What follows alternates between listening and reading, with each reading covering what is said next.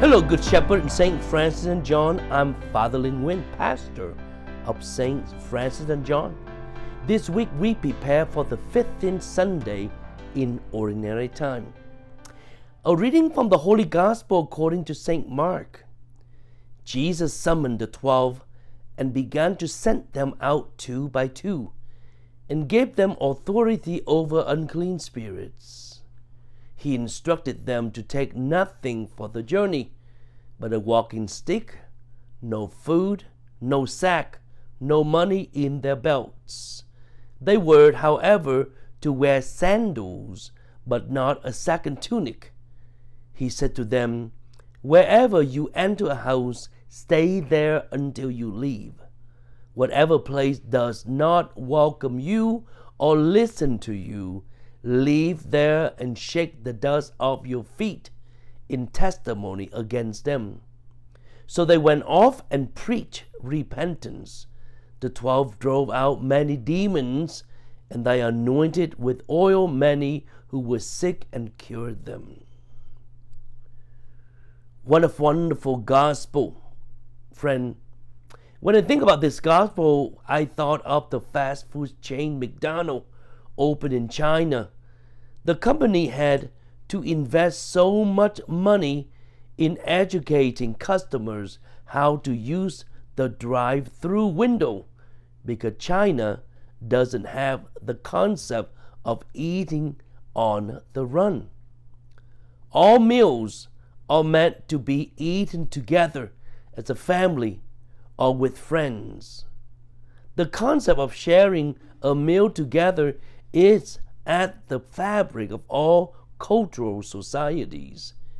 Jesus instituting the Eucharist has the same foundation to establish a church to be in communion with each other and especially with the triune God.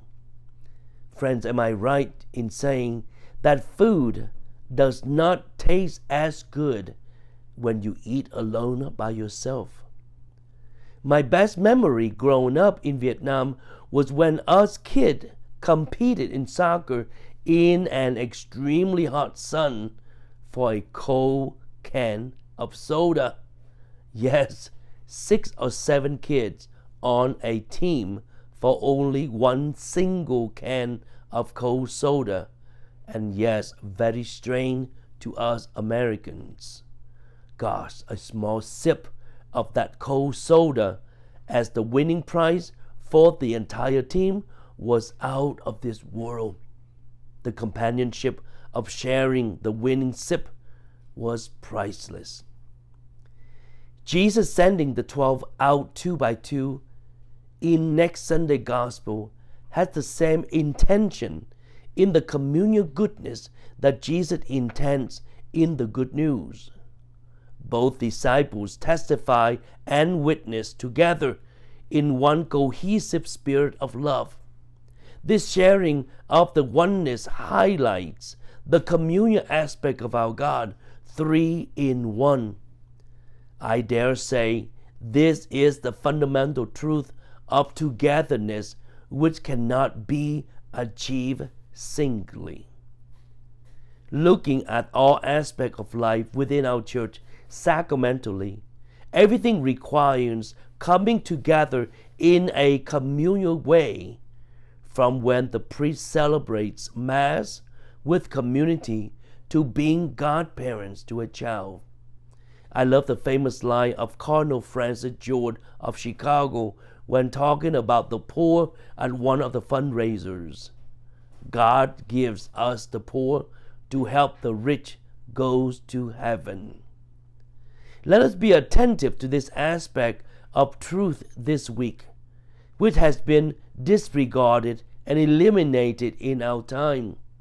Let us look at those in our lives that are the other disciples that Jesus has given as our companions in the field of the good news mission which God has entrusted to us. It could be your spouse, your kids, your colleague, roommate, or friends. God is inviting you to look deep into the mystery of communion good. So here is a family activity. With your families, talk about how Jesus did not send the 12 out singly, but 2 by 2. Why do you think this was important? How do you think families or community help each other on their faith journeys? Take time this week to reach out of the godparents of your family members. What can you do to nurture those relationships? God bless, and see you at night.